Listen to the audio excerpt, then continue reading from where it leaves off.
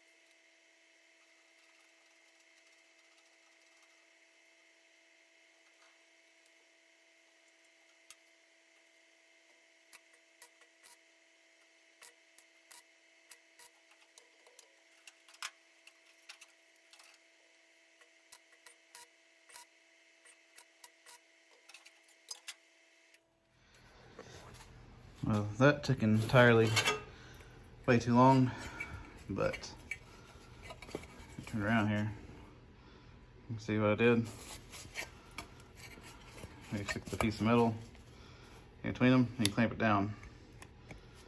And hopefully that'll make a bend.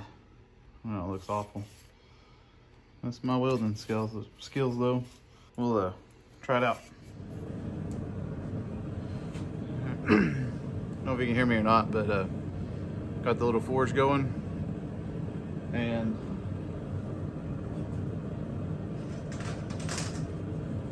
scrap piece of metal we're going to use.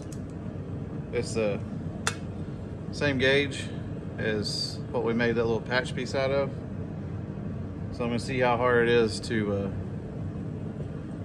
heat up and bend in that bending jig we made.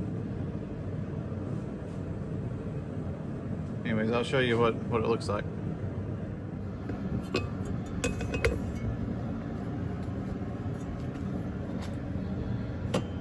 I don't know if I'll be able to show you bending it or not because I only got one hand free.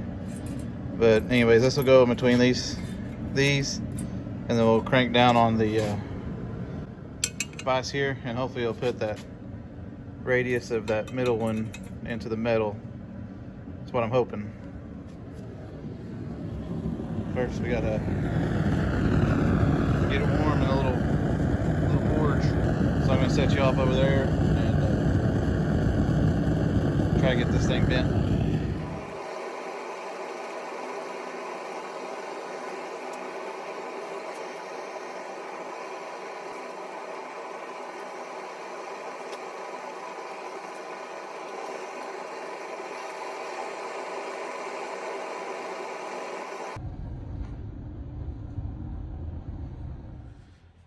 Didn't do too terrible. I think that'll give me something to work with. I think I can do some finishing work on the anvil to get this part. It's really hot. This part right here more straight to the bend, because right now this kind of slopes off and there's more of a drop off on the body lines. So I'm thinking I can probably hammer it on the anvil a little bit, get that kind of slope out of it, and slope it back up this way. And thinking it should be workable at least. Thinner gauge would be a lot easier because once it hit those, it cooled down pretty quick and got pretty hard. But we'll give it a shot with the piece we got over there, and if it's too hard to bend, then we'll get some of that 18 gauge. And I'm gonna grind off the, I don't know if that's well-through primer or whatnot, but grind that off so maybe it won't be as hard for the heat to penetrate and stay in longer. But I'm pretty happy with how that turned out, and hopefully make that piece blend in and not be so noticeable, even though it's going to be under a console, hopefully. Well, I think that'll do it for me tonight. Didn't do hardly anything on the Bronco, or anything at all, really. Just made a tool.